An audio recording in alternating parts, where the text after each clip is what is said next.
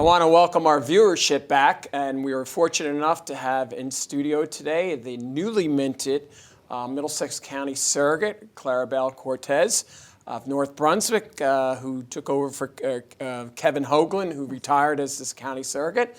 And I know she's just been in the last several months getting her feet wet, being a surrogate.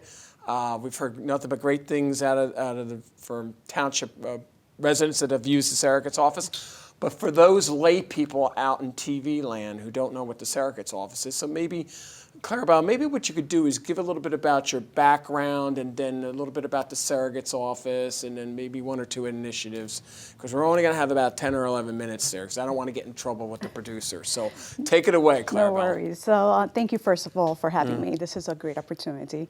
It's an honor. So my background is mainly in television, broadcast television. So I worked with ABC News, the Associated Press, for over 20 years. I managed global teams, but mostly I was a community advocate as well. So I was always that person who, if a grandmother needed help because her landlord was not turning on her heat, I was the person saying, let's go ahead and cover this story. So while I was a journalist, I was also an advocate.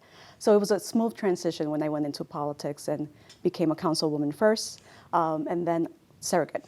Well, that was a kind of even though you said it was smooth, I mean, normally you're out in the public venue and stuff sometimes people don't want to get involved in the nitty gritty stuff of actually having to do the minutia of the actual work of being an elected official or somebody behind the scenes. So some people just like being what they call sometimes a show horse instead of a workhorse. But in your case, you want to be both.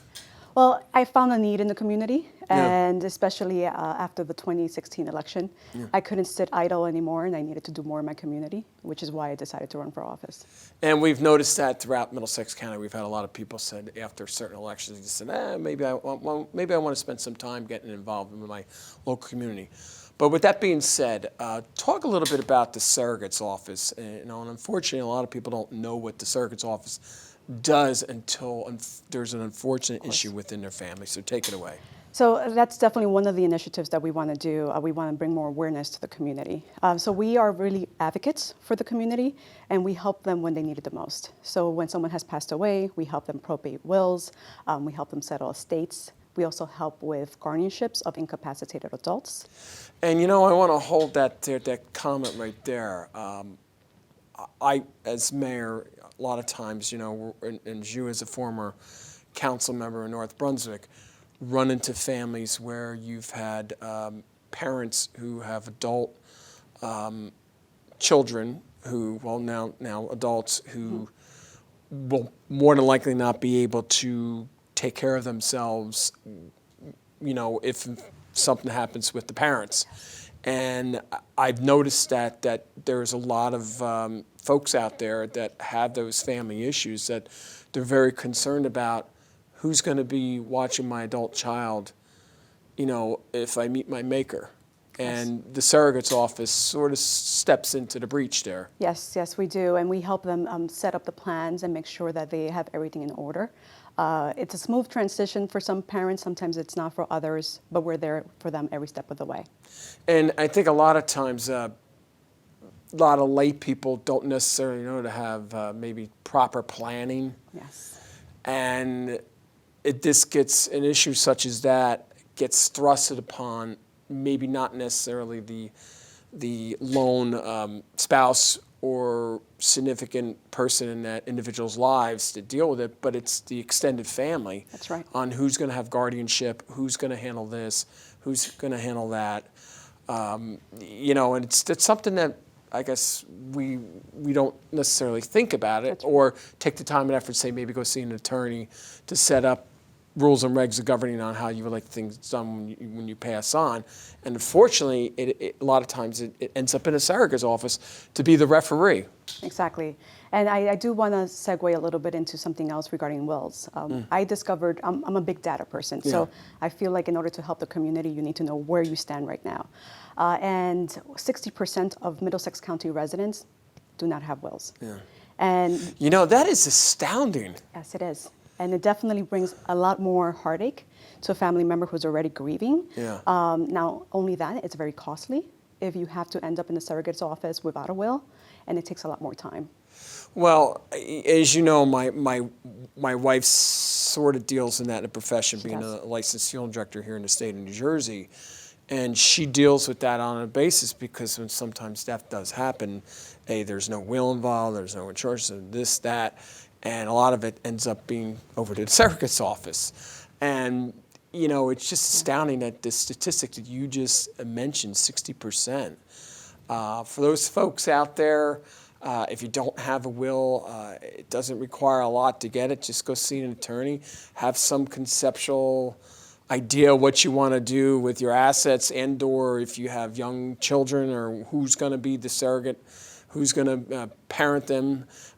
You'd be surprised how much easier it may be for the family if there's some sense of direction that the surrogate or the courts know what your intention was. I mean, you know, you don't want to leave things left to the courts to decide on what your family's wishes may or may not be. Agreed, definitely. And one of the things that we find is that I think no one wants to talk about death, and that's one of the hardest things I think that we find. But if COVID has taught us anything, is that death doesn't discriminate, and we need to have everything in order. And you know, you hit it right on the head with the pandemic raging last year and into a certain extent into 2021.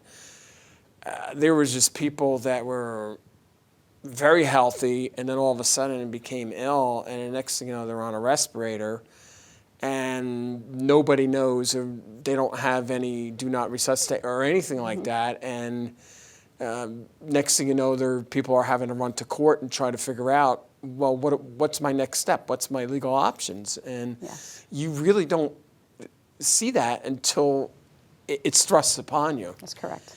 And a little bit of planning goes a long way in people's lives. It doesn't take that long. I mean, I know when when my father became older in life, I was the primary caregiver, and had between my brother and I, he had joint, say whatever we were as far as the medical and stuff and decisions and stuff like that. But at least we knew, like in our situation with our dad, between my brother and I, we were the ones who were the caregivers along with my sister. So everybody knew the rules of the road, whose responsibility was what when one of our parents or both parents, had a situation. But unfortunately, as you just said, 60%, not many families are prepared for that eventuality, because it will come at some point. Indeed, and the scarier part is that 58% of those people have kids. Yeah. So that's the thing that always concerns me. And I know you have children, and I have children, and that I'm always concerned that, you always wonder, well, who's going to be there to watch out? Who's going to manage the money? Are they going to have a roof over their head? Is their higher education going to be taken care of? What schooling? Who's going to make that decision? The medical decisions for, especially the minors. Agreed. And that must be a tough decision when you deal with families like that. It definitely is, but we have laws that we follow. So again, if you don't have a will, the state decides, and then you have to go to court. But we do our best to help people when they're in need. So what I'm going to do with the office is continue an awareness campaign. So, use my communications background, my broadcast background. Webinars are the rage now, and I don't think they're going away. So we want to reach the community where they are. So we're definitely going to do a campaign throughout all our senior centers, also reach our parents, our PTOs, even our young adults. I mean, if you own a car, you need a will, because who's that car going to go to? Yeah. If you have an apartment, who's going to access your apartment if God forbid? Who's your Facebook account going to go to? Exactly. So there's a lot of things that you need to go ahead and take care of. Instagram account, Exactly. your digital footprint. Who's going to be in control of that? That's correct. Yeah. So you don't want to think about it, but you have to.